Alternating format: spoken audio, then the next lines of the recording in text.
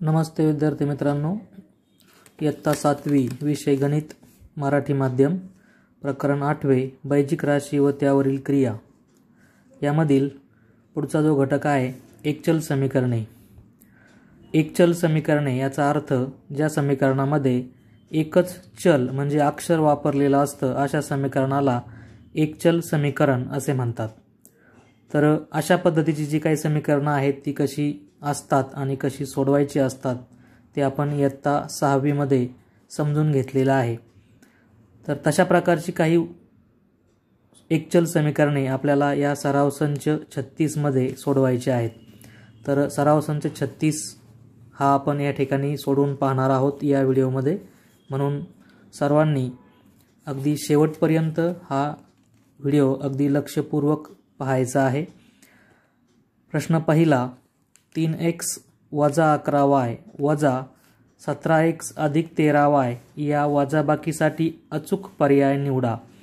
पर्याय दिलेले आहेत पहा, 7x वजा 12y, ऋण 14x वजा 54y, ऋण 3 कंसात 5x अधिक 4y, ऋण 2 कंसात 7x अधिक 12y।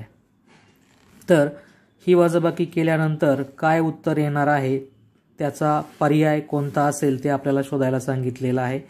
तर आपण याचं उत्तर काढण्यासाठी जी वजाबाकी आपल्याला करायला सांगितलेली आहे ते आपण या ठिकाणी करून पाहू, म्हणजे नेमकं काय उत्तर येतं ते आपल्याला कळेल। तर उभ्या मांडणीमध्ये मी इथे वजाबाकी करत आहे पहा, 3x वजा 11y पहिली राशी मांडलेली आहे, त्याखाली दुसरी राशी वजाबाकीचं चिन्ह टाकून 17x अधिक 13y। वजाबाकी करताना आपण दुसऱ्या राशीचे सर्व चिन्ह बदलत असतो, ते चिन्ह बदलल्यामुळे आपल्याला त्या राशीची विरुद्ध राशी मिळत असते। तर इथे हे धन 17x आहेत, हे जे चिन्ह आहे ते वजाबाकीचं आहे, ते बदलून त्याच्याऐवजी आपल्याला बेरीज करायची असते। दुसऱ्या राशीची विरुद्ध राशी पहिल्या राशीमध्ये मिळवणे म्हणजे वजाबाकी। पुन्हा एका, दुसऱ्या राशीची विरुद्ध राशी पहिल्या राशीमध्ये मिळवणे म्हणजे वजाबाकी असते। दुसऱ्या राशीची विरुद्ध राशी कशी बनवायची तर त्यासाठी याचे चिन्ह बदलून टाकायचे। याचं चिन्ह या ठिकाणी 17चं धन आहे, त्याला आपण गोल करूयात, त्याचं चिन्ह ऋण होईल, आणि हे ऋण धन 13y जे आहे त्याचं पण चिन्ह बदलायचं, त्याचंही चिन्ह ऋण 13y होणार आहे। ज्याला गोल केलेला आहे त्या चिन्हाचा आता विचार करू नका। ऋण 17x आणि हे धन 3x यांची बेरीज करायची आपल्याला। सहगुणकांची फक्त आपण बेरीज करत असतो, तर याचा सहगुणक ऋण 17 आहे आणि या x चा सहगुणक धन 3 आहे। तर ऋण 17 आणि धन 3 यांची आपल्याला बेरीज करायची आहे। चिन्ह वेगवेगळे आहेत म्हणून आपल्याला वजाबाकी करावी लागेल। 17तनं आपल्याला 3 त्या ठिकाणी वजा करायचे, म्हणजे आपलं उत्तर येईल 14। आणि याला चिन्ह मोठ्या संख्येचं म्हणजे चिन्ह जे असेल ते आपल्याला 17चं द्यावं लागेल, जे आहे ऋण, म्हणजे ऋण 14 आणि x एकदाच लिहायचं आहे पुढे। याप्रमाणे हे या दोघांची बेरीज असेल। यानंतर इथे हे 13 ऋण आहेत आणि 11 सुद्धा ऋण आहेत। समान चिन्ह असल्यानंतर आपण त्यांची बेरीज करतो आणि आलेल्या उत्तराला ते समान चिन्ह ठेवतो। तर यांची बेरीज करूयात पहा, 3 आणि 1 4 आणि 1 आणि 1 2, आणि याला चिन्ह तेच जे दोघांचं आहे म्हणजे ऋण 24 आणि पुढे y। तर हे आपलं उत्तर आलेलं आहे पहा तुमचं या ठिकाणी, की ऋण 14x वजा 24y असा पर्याय आपल्याला याच्यामध्ये शोधायचा आहे। तर हा पहिला पर्याय नाहीये, बाद झाला। दुसरा पर्याय पण नाहीये, ऋण 14x आहेत पण पुढे मात्र त्यांनी 54 दाखवले।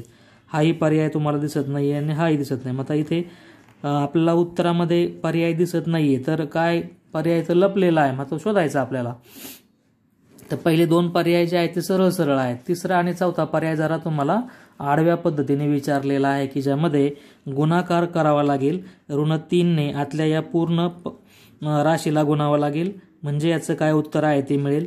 त्याचप्रमाणे इथे ऋण 2 ने आतल्या राशीला गुणावं लागेल, म्हणजे तुम्हाला उत्तर मिळेल। म्हणून आपण या ठिकाणी पर्याय योग्य शोधण्यासाठी इथे गुणाकार करणार आहोत पहा, ऋण 3 गुणिले 5x म्हणजे हे झाले 5 त्रिक 15 म्हणजे ऋण 15x, आणि याचा गुणाकार होईल ऋण 3 आणि 4 याचा गुणाकार होईल ऋण 4 त्रिक 12 ऋण 12y। तर या तिसऱ्या पर्यायाचं उत्तर असं येते पहा, ऋण 15x वजा 12y। आपलं उत्तर जे आहे ते हे योग्य उत्तर आहे आणि हे उत्तर आपल्याला मिळवायचं आहे. ऋण 14x वजा 24y म्हणजे हा तिसरा पर्याय पण बाद झाला. चौथा पर्याय ऋण 2 कंसात 7x अधिक 12y. तर या ऋण 2 ने आधी 7x ला गुणले, ऋण 2 गुणिले 7x अधिक ऋण 2 ने पुन्हा 12y ला गुणले. आपण हे एकपदीने द्विपदीला गुणणे हा मागील भागामध्ये आपण हे समजून घेतलेला आहे. कंसाच्या बाहेरच्या संख्येने कंसातल्या प्रत्येकाला स्वतंत्रपणे गुणायचे. तर ऋण 2 ने 7x ला गुणले, याचं उत्तर येईल 7 2 14 म्हणजे ऋण 14x. वेगवेगळे चिन्ह असल्यावर गुणाकाराचं उत्तर ऋण येतं आणि समान चिन्ह असल्यावर गुणाकाराचं उत्तर जे आहे ते धन येतं. तर याप्रमाणे इथे 12 गुणिले 2 12 2 24 चिन्ह वेगवेगळे आहेत म्हणून ऋण 24y. तर हे उत्तर आपल्याला दिसतंय पहा. आपल्याला जे आपल्या वजाबाकीचं जे उत्तर आलेलं आहे तो पर्याय तुम्हाला इथे सापडलेला आहे, पण तो सरळ सरळ न देता लपवलेला आहे. तर या पद्धतीने आपल्याला दिलेल्या पर्यायापैकी पर्याय क्रमांक 4 हा तुमचा योग्य पर्याय आहे असं म्हणावं लागेल. तर पहिल्या प्रश्नाचं उत्तर आपल्याला याप्रमाणे सांगता येईल की पर्याय क्रमांक 4 हा योग्य आहे. प्रश्न दुसरा 23x वर्ग y घन z गुणिले ऋण 15x घन y z वर्ग याचे उत्तर टिंबटिंब येईल. तर इथे पण पर्याय दिलेले आहेत. तर हे पर्याय याप्रमाणे आहेत. तर आपण हा गुणाकार इथे करून पाहणार आहोत. म्हणजे गुणाकार केल्यानंतर आपल्याला कळेल की नेमकं उत्तर काय येतंय. 23x वर्ग y घन z गुणिले ऋण 15x घन y z वर्ग यामध्ये आधी सहगुणकांचा गुणाकार करू. 23 आणि ऋण 13. तर 23 गुणिले ऋण 13 त्यानंतर x आणि x चा गुणाकार लिहिला मी. x वर्ग आहे इथे आणि हा इथे x घन आहे. त्याच्यापुढे y आणि y चा गुणाकार लिहिला. y चा घन आणि इथे फक्त y आहे. त्याच्यापुढे z आणि z चा वर्ग. तर यामध्ये आपल्याला आता हे एवढे गुणाकार करायचे आहेत. हा पहिला गुणाकार, त्यानंतर हा दुसरा गुणाकार, हा तिसरा गुणाकार आणि हा चौथा गुणाकार. तर सहगुणकांचा गुणाकार करूयात. 23चं धनचिन्ह आहे आणि 15चं ऋणचिन्ह आहे, त्यामुळे उत्तराचं चिन्ह ऋणच येणार. वेगवेगळे चिन्ह आहेत दोन्ही संख्यांचे म्हणून आपल्या उत्तराचं चिन्ह ऋण येणार आहे. तर 15 त्रिक 45 होतील. 4 15 2 30 आणि 4 34 म्हणजे 345 ऋण 345. यानंतर याच्या पुढे गुणिले x वर्ग आणि x घन समान पाया असल्यावर घातांकाची बेरीज होते. घातांकाचा नियम वापरायचा इथे. त्यामुळे दुसरा घात आणि तिसरा घात यांची बेरीज होईल. 2 अधिक 3 बरोबर 5 म्हणजे इथे x चा 5वा घात येईल तुम्हाला. याचं उत्तर गुणिले इथे पण पाया समान y त्यामुळे घातांकाची बेरीज या y चा घातांक काहीच नाही म्हणजे 1 आहे. तर 3 आणि 1 4 म्हणजे y चा 4था घात गुणिले z चा सुद्धा इथे तुम्हाला घातांकाची बेरीज 2 आणि 1 3 होईल. तर याप्रमाणे आपलं उत्तर येईल ऋण 345 x चा 5वा घात y चा 4था घात आणि z चा 3रा घात. तर याप्रमाणे उत्तर जे आहे ते पर्याय क्रमांक 1 तुम्हाला योग्य दिसेल. पहा हा पर्याय योग्य आहे म्हणजे हे उत्तर तुम्हाला इथं लिहिता येईल ऋण 345 x चा 5वा घात y चा 4था घात आणि z चा 3रा घात. अशा रीतीने गुणाकार केल्यानंतर आपल्याला याप्रमाणे उत्तर मिळणार आहे. यानंतर प्रश्न तिसरा आहे खालील समीकरणे सोडवा. पहा अशा प्रकारची समीकरणे आपण इयत्ता 6वी मध्ये सोडवलेली आहेत. या समीकरणांना एकचल समीकरण असं म्हणायचे कारण इथे एकच चल वापरले ते आहे x. इथे सुद्धा पहा 2y 10 बरोबर 2y अधिक 5. इथे y हे एकच चल वापरलेलं आहे. तर एक चल असणारी समीकरणे म्हणजेच एकचल समीकरणे होय हा मुद्दा आपण इथे ध्यानात घ्यायचा आहे. आता आपल्याला चलाची किंमत काढायची आहे तर त्यासाठी चलासोबत ज्या संख्या असतात त्या आपण बरोबर चिन्हाच्या पलीकडे न्यायच्या आहेत. तर बरोबर चिन्हाच्या पलीकडे नेताना आधी आपण चलाच्या एकदम खेटून जी संख्या ते 1 चल आहे त्याला एकदम खेटून 4 आहेत आणि अधिक 1/2 आहे. तर या अधिक 1/2 आपण बरोबर चिन्हाच्या पलीकडे न्यायचे आहेत. आणि ज्यावेळेस आपण एखादी संख्या बरोबर चिन्हाच्या पलीकडे नेतो तेव्हा ती पलीकडे जाऊन विरुद्ध क्रिया करते. विरुद्ध चिन्ह त्याचं होतं. तर इथे धनचिन्ह आहे तर हे बरोबर चिन्हाच्या पलीकडे गेल्यावर त्या ठिकाणी ऋण होतील म्हणजे वजा होतील. म्हणजे याप्रमाणे 4x हे तुम्ही पलीकडे नेल्यानंतर 9/2 वजा हे अधिक 1/2 पलीकडे पाठवले त्यामुळे ते झाले -1/2. आता हे बरोबर चिन्हाच्या पलीकडे का पाठवायचे, तर आपल्याला या डाव्या बाजूला फक्त x ठेवायचा आहे, म्हणजे x ची किंमत मिळणार आहे. म्हणून आपण या पद्धतीने x चलाच्या सोबतच्या संख्या क्रमाक्रमाने बरोबर चिन्हाच्या पलीकडे पाठवायच्या आहेत. तर बरोबर चिन्हाच्या पलीकडे पाठवताना विरुद्ध क्रिया करायची आहे हे आपण इथे या निमित्ताने ध्यानात घ्यायचे. आता या क्रियेचं उत्तर काढू आपण. पहा याचं छेद समानच आहे त्यामुळे वजाबाकी होईल 9 - 1 अंशामध्ये आणि छेद आहे तोच 2, म्हणजे 9तनं जर 1 गेले तर 8 आणि छेद 2. याचा जर आपण भाग दिला बे 1 आणि बे 8 तर याचं उत्तर 4 येणार आहे.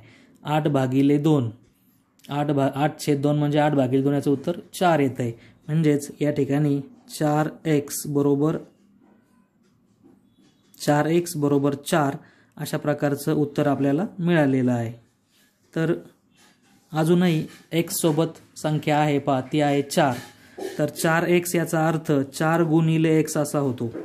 त्यामुळे आपल्याला इथे जर x ठेवायचा असेल तर हे 4 बरोबर चिन्हाच्या पलीकडे न्यायचे आहेत आणि ते इथे गुणिले आहेत सध्या, त्यामुळे ते बरोबर चिन्हाच्या पलीकडे गेल्यावर भागिले होतील, म्हणजे 4/4 अशा पद्धतीने इथे आपल्याला करायचं आहे. तर 4x म्हणजे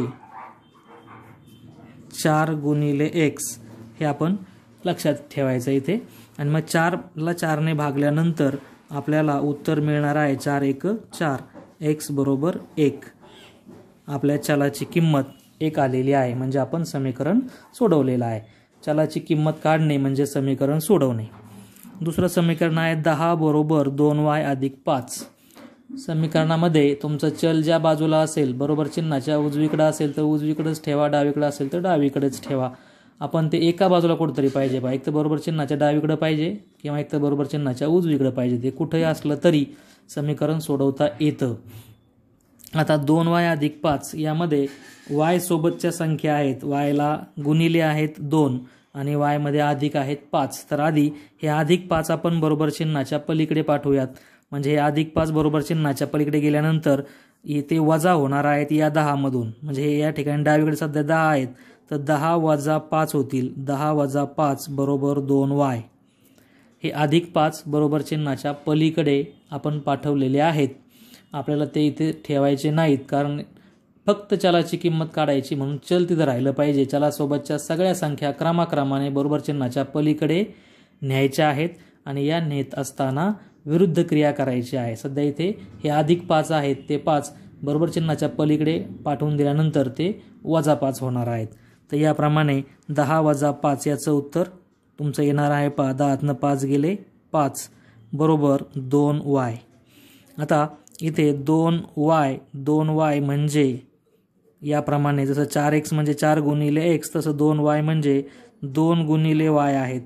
म्हणून हे 2 आता आपल्याला जर बरोबर चिन्हाच्या पलीकडे पाठवायचे असतील तर ते या 5ला भागिले 2 होतील. 5/2 बरोबर y, कारण ते सध्या इथे गुणिले आहेत, बरोबर चिन्हाच्या पलीकडे गेल्यावर ते भागिले होतील. विरुद्ध क्रिया करतात ते पलीकडे गेल्यानंतर.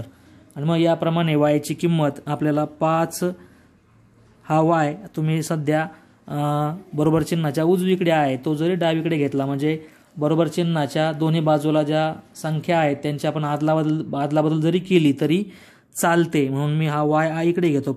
y बरोबर 5/2 आणि हे 5/2 जे आहेत तेच आपण 5 याचा तर भागाकार पूर्ण होत नाहीये त्यामुळे आपण तसंच ठेवणार आहोत. त्याचं उत्तर 5/2 अशा पद्धतीने आपण मांडणार आहोत. तर y बरोबर 5/2 या प्रकारचं उत्तर आपल्याला या ठिकाणी मिळणार आहे. कारण 5ला 2ने पूर्ण भाग जात नाही त्यामुळे तसंच आपण ते ठेवलंय 5/2. यानंतर पुढचं आहे 5m - 4 बरोबर 1. तर यामध्ये चल आहे m आणि m सोबत जी संख्या आहे ती आहे 5 आणि -4. तर आधी हे -4 आपण बरोबर चिन्हाच्या पलीकडे पाठवूयात, म्हणजे इथे फक्त 5m राहतील. 5m बरोबर हे इकडे 1 आणि हे -4 आपण इकडे पाठवल्यावर ते होतील +4. इथे वजा आहेत म्हणून ते बरोबर चिन्हाच्या पलीकडे गेल्यानंतर होतील +4. याप्रमाणे याचं उत्तर तुम्हाला मिळेल 5m बरोबर 4 + 1 याची बेरीज केल्यावर येईल 5. आता हे 5m म्हणजेच 5 गुणिले m आहेत, 5 गुणिले m, त्यामुळे m जर ठेवायचा असेल फक्त तर हे गुणिले 5 पलीकडे जाऊन 5 भागिले 5 याप्रमाणे होतील. 5 ला 5 ने भाग जातोय, याचं उत्तर 5 1 5 अशा प्रकारे येईल. म्हणजे अशा रीतीने आपण हे समीकरण सोडवलेलं आहे. समीकरणाच्या चलाची किंमत काढणे म्हणजेच समीकरण सोडवणे. आणि हे समीकरण सोडत असताना या रीतीने आपण जाणार आहोत की चल जे असेल ते चल एकाच बाजूला राहील हे आपण पाहायचं आहे आणि त्यासाठी चलासोबतच्या ज्या संख्या आहेत त्या बरोबर चिन्हाच्या पलीकडे न्यायच्या आहेत. तर हे आपल्या पुस्तकातही असा आपला नियम सांगितलेला आहे की बरोबर चिन्हाच्या पलीकडे संख्या नेल्यानंतर त्या संख्येचं चिन्ह बदलतं असं म्हटलेलं आहे आपल्या पुस्तकात. तर ते चिन्ह बदलतं म्हणजेच ती क्रिया बदलते. जरी बेरीज असेल तर ती वजाबाकीची क्रिया होते, पलीकडे जाऊन गुणाकार असेल तर भागाकार होतो, भागाकार असेल तर गुणाकार होतो, एकमेकाच्या विरुद्ध क्रिया होतात. 6x - 1 बरोबर 3x अधिक 8. आता इथे दोन्ही बाजूला चल आहे पहा, त्यामुळे आपण चल एका बाजूला आणू आधी. तर हे तुमचे 3x जे आहेत हे 3x त्याच्या आधी धनचिन्ह आहे, त्यामुळे ते आपण जर या बरोबर चिन्हाच्या डावीकडे आणले तर ते इकडे आल्यावर ऋण होणार आहेत, म्हणजे वजा होणार आहेत. त्यामुळे या पद्धतीने पहा 6x मधून आपण 3x वजा होतील आणि त्याच्या पुढे वजा 1 तसेच ठेवू, बरोबर हे 8 उरतील फक्त इकडे तुमचे धन 8. कळते का? हे 3x मी या बरोबर चिन्हाच्या अलीकडे आणलेले आहेत किंवा डावीकडे आणलेले आहेत, कारण आपल्याला चल जे असेल ते एकाच बाजूला घ्यायचं, एक तर डावीकडे घ्यायचं किंवा एक तर उजवीकडे घ्यायचं, कोणतरी एका बाजूला आपलं चल ठेवायचं. तर या दोघांचं आपण क्रिया करूया. फक्त आता 6x मधनं 3x गेले तर 3x 6तनं 3 गेल्यावर 3 उरतील पहा, म्हणजे 3x वजा 1 बरोबर 8. आता हा जो ऋण 1 आहे तो बरोबर चिन्हाच्या पलीकडे पाठवून द्यायचा आहे आणि तो पलीकडे गेल्यानंतर त्या ठिकाणी तो इथे ऋण आहे तर त्याच्या विरुद्ध करणार आहे, तर पलीकडे जाऊन तो धन होईल, म्हणजे हे इथे वजा आहे तो पलीकडे जाऊन तो बेरीज करणार आहे. 3x बरोबर 8 अधिक 1. हा ऋण 1 पलीकडे जाऊन काय झाला? धन 1 झाला. तर 8 अधिक 1 याचं उत्तर 3x बरोबर 8 आणि 1 झाले 9. 3x म्हणजेच 3 गुणिले x बरोबर 9 आणि म्हणून x बरोबर हे गुणिले 3 पलीकडे जाऊन भागिले 3 होतील, 9 भागिले 3, तर 3 त्रिक 9 होतात, म्हणजे आपलं उत्तर आले 3. तर याप्रमाणे x बरोबर 3 हे या समीकरणाचं उत्तर असणार आहे. समीकरणाचं उत्तर काढणे म्हणजे त्या समीकरणामध्ये जे चल दिलेलं असेल त्याची योग्य किंमत शोधणे. तर अशा प्रकारे x ची किंमत या ठिकाणी आपल्याला 3 मिळालेली आहे. यानंतर या प्रश्नातला पुढचा उपप्रश्न, प्रश्न खालील समीकरणे सोडवा. यामध्ये आपल्याला हे 4 समीकरण आहेत, त्याचबरोबर आणखी 2 समीकरणं त्या ठिकाणी आहेत, ते आपण सोडूयात.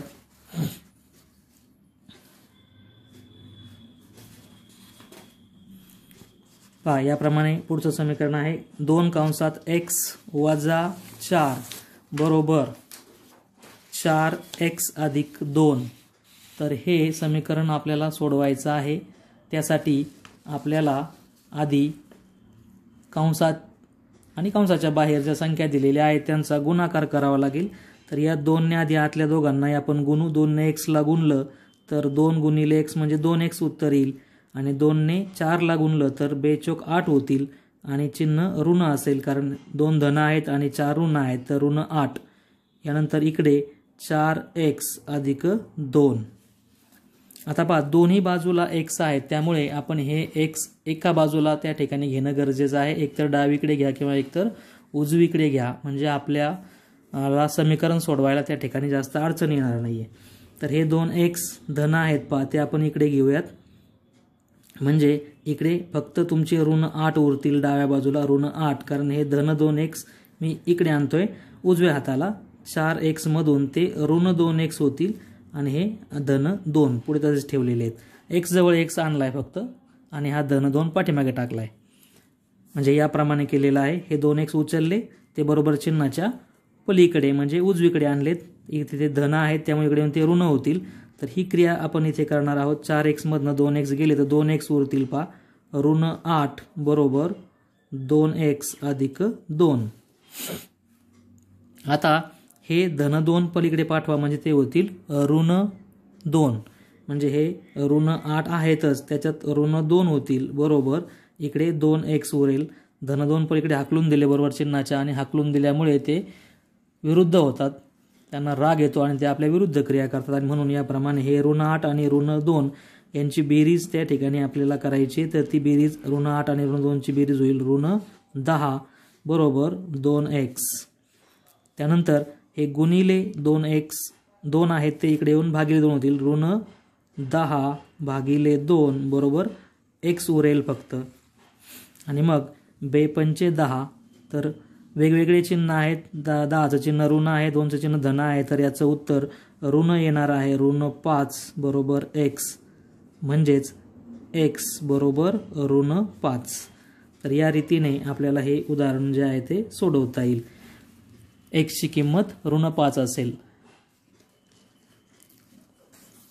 शेवटचं उदाहरण आहे 5x अधिक 1 बरोबर 74. तर 5 ने x ला गुणू म्हणजे 5x होतील अधिक 5 × 5 बरोबर 74. हे अधिक 5 बरोबर चिन्हाच्या पलीकडे हाकलून द्या. हाकलल्यामुळे ते नाराज होतात, चिडतात आणि ते विरुद्ध क्रिया करतात. तर याप्रमाणे 5x इथे उरले फक्त. हे हाकलून दिलेले 74 मधनं -5 होतील, कारण ते इकडे अधिक 5 आहेत, त्याच्या उलट क्रिया करतात म्हणून ते -5 झाले.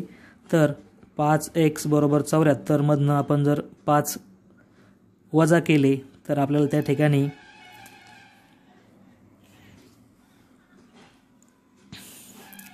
69 5x 74 मधनं 5 वजा केल्यानंतर आपल्याला याप्रमाणे 70 आणि 4 याप्रमाणे 69 मिळतील. त्यानंतर हे 5x म्हणजे 5 गुणिले तर x बरोबर 69 भागिले 5. x बरोबर हा भागाकार जर आपण केला तर आपण या ठिकाणी याचं जे काही उत्तर आहे ते 5 × 5 1 उरला वरून घेतले 9 5 त्रिक 15 9तनं 5 गेले 4 0. पुढे अंक नाही त्यामुळे आपण दशांश चिन्ह घेऊ. इथे दशांश चिन्ह घेतलं आपल्याला 0 घेता येतो आणि 5×8 40 होतात. तर याप्रमाणे 13.8 जर भागाकार करून उत्तर आपण काढलं तर x चं उत्तर येते 13.8. अशा रीतीने इथे आपल्याला हे जे समीकरण दिलेलं आहे ते सोडवता येईल. तर या व्हिडिओमध्ये आपण प्रश्न सराव संच जो दिलेला आहे त्या सराव संचातील सराव संच 36 मधला प्रश्न पहिला, दुसरा आणि तिसरा हे 3 प्रश्न आपण सोडवलेले आहेत. अगदी व्यवस्थित पद्धतीने आपण हे सर्व समजून घेऊन आपल्या गणिताच्या वहीमध्ये छान अक्षरात लिहून घ्यायचे आहेत. व्हिडिओला लाईक करायचे आणि चॅनलला सबस्क्राईब करायला विसरायचं नाही आहे. धन्यवाद.